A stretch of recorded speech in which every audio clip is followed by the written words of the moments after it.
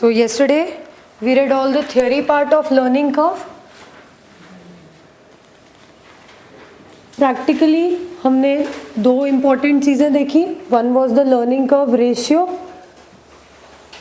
which was given as average time taken to produce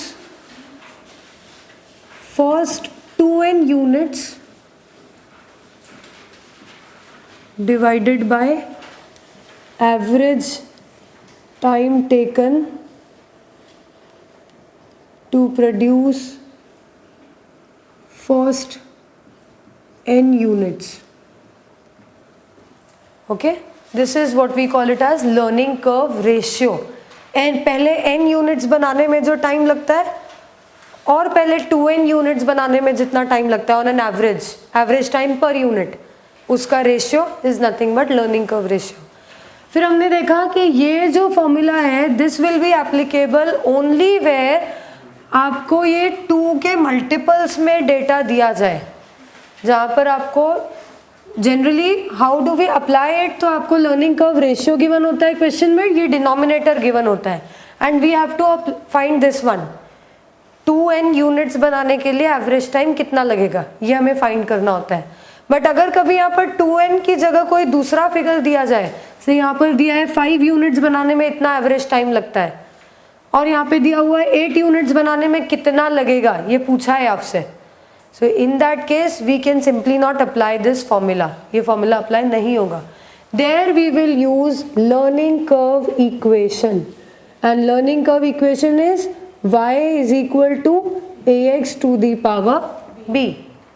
okay, हमने फिर इसको log में भी एक्सप्रेस किया था, where this came as log y is equal to log a plus b log x.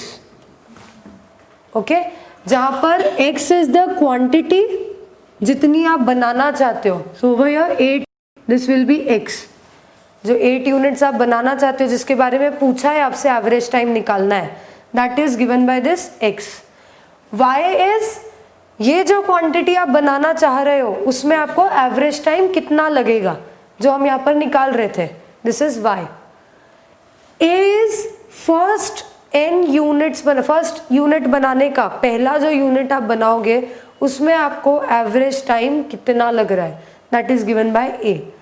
And b is the learning coefficient which is given by log of learning curve ratio divided by log of 2. इससे हमें मिलता है ये b. Okay, log of this ratio, ये learning curve ratio जो भी दिया जाएगा आपको एम्प्लॉइज का 80%, 70%, 90%, that divided by log 2. Generally ये फैक्टर आपको निकाल के ही दिया जाता है. Okay, most of the times आपको ये निकाल के ही दिया गया होगा. Now whatever we have read about time taken, उसी चीज को हम कॉस्ट के ऊपर भी अप्लाई कर सकते हैं. जब आपका टाइम कम होगा तो आपका कॉस्ट, लेबर कॉस्ट भी कम होगा ना, only the labour cost, material cost will not be affected. मैं पहली बार अगर पढ़ा रही हूँ तो मुझे जितना स्टेशनरी कॉस्ट लग रहा है उतना ही लगेगा मैं दूसरी बार पढ़ाऊंगी तब भी. ओके, आप पहली बार जब पढ़ रहे हो आपका सोल्यूशन अगर 1 पेज का है तो 1 पेज कंज्यूम होगा, दूसरी बार जब उसको सॉल्व करोगे तो भी उतना ही कंज्यूम होगा. आपका time taken will be reduced but material cost will be the same. Time taken कम होने की वजह से सिर्फ labour cost can be affected, only the cost which is based on that time, वही इफेक्ट होगा ना, that is the labour cost. And variable overhead, अगर वो लेबर आवर्स के ऊपर बेस्ड है तो variable overheads can either vary according to time or they can either vary according two units. अगर यूनिट्स के हिसाब से वेरी कर रहे हैं तो फिर टाइम टेकन कम होने से कॉस्ट पे फर्क नहीं पड़ेगा. बट अगर टाइम के हिसाब से इट इज वेरिंग तो फिर वो भी उतना ही रिड्यूस होंगे जितना टाइम रिड्यूस होगा. इसका मतलब ये जो लेबर कॉस्ट है या वेरिएबल ओवरहेड कॉस्ट है, they are directly in proportion to our labour time. जब वो प्रपोर्शनेट है तो जो हम टाइम का रेशियो निकाल रहे हैं वही हम कॉस्ट का भी निकाल सकते हैं. There won't be any change. Correct. तो हर जगह जहाँ पर भी हमने टाइम टेकन पढ़ा है हम वहाँ पर कॉस्ट भी अप्लाई कर सकते हैं. Average time to produce first 2n units divided by average time to produce first n units. Okay, now coming to question number 1. A company which has developed a new machine has observed that time taken to manufacture the first machine is 600 hours. पहली machine जब बनाई जाती है तो 600 hours लगते हैं.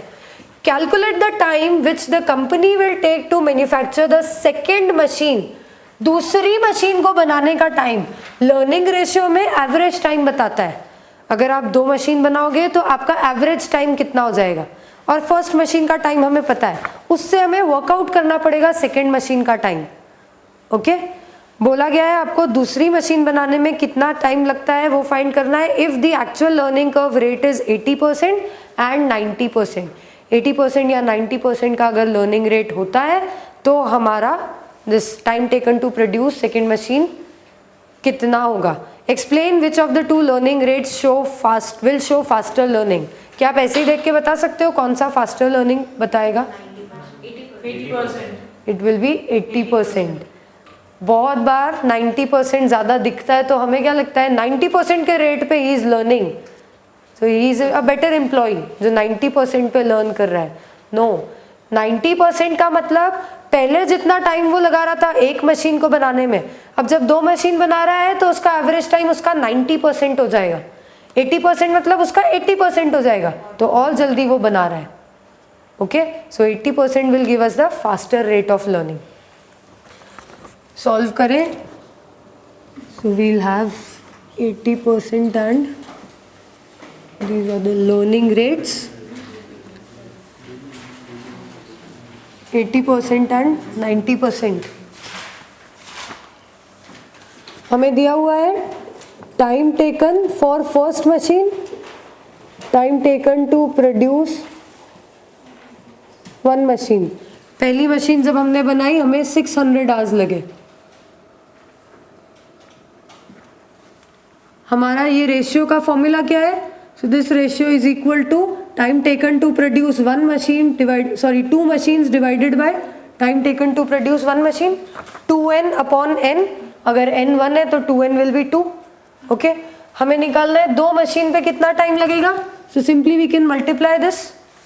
जो भी टाइम हमें यहाँ पे दिया हुआ है उसके डायरेक्टली अगर हम रेट से मल्टीप्लाई करते हैं तो उसकी डबल क्वांटिटी पे कितना एवरेज टाइम लगेगा वो हम निकाल सकते हैं. So average time taken